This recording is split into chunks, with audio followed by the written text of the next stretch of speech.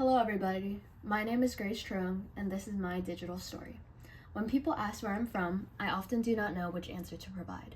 I was born in Texas, my family is from Vietnam, and I have called Florida my home for the past 10 years. Let's start from the beginning, where I was just a happy fat baby who was born into a great family. There were very few challenges in my childhood due to the love, support, and values that my parents provided and instilled in me. I would love to highlight my parents. My mother is a pharmacist at Walgreens, and my father is an aerospace engineer at Northrop Grumman. Although they are successful today, they did not always find success without encountering hardships along the way. My father had immigrated with his family from Vietnam when he was around my age due to war, and my mother's parents came to America in hopes to pursue the American dream. My parents recently celebrated 30 years together and serve as the blueprint for success in my eyes.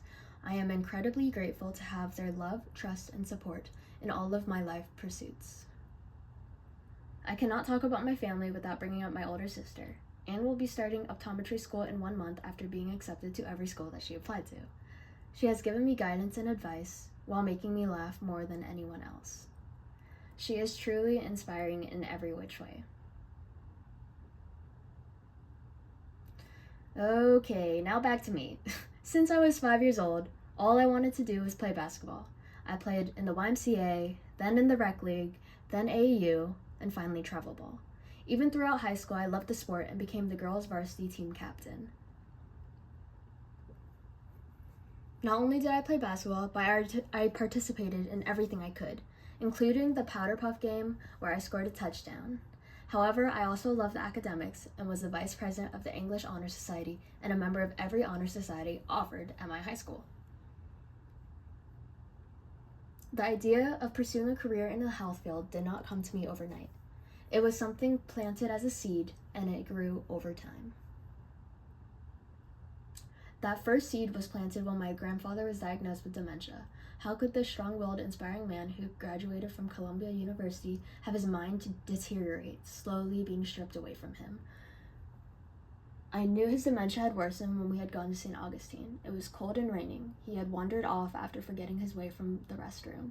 We searched for hours before the police notified us that a stranger reported an elderly man sitting in his car. Then one day, my grandpa fell and hit his head. By the time this happened, I was 15, the age where I felt the most emotionally, but was able to do the least to physically help him.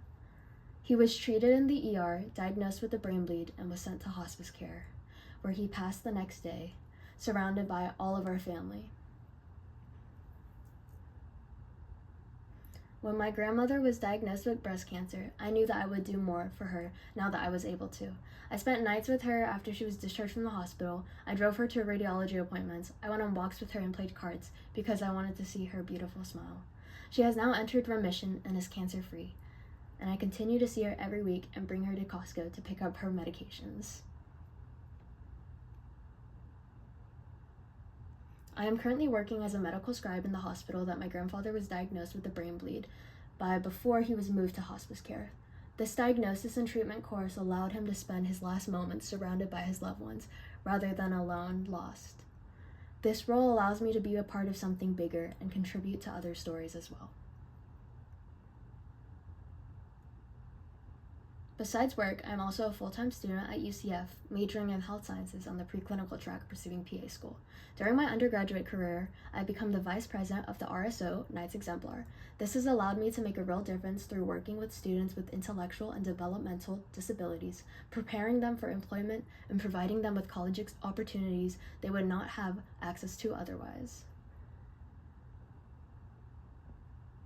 Here's a photo of me playing guitar for our Knights Exemplar talent show. For the past 2 years, I've been a member of the Association of Pre-Physician Associates, where I have volunteered in events such as feeding the local homeless communities and with certain workshops such as the blood typing workshop pictured above.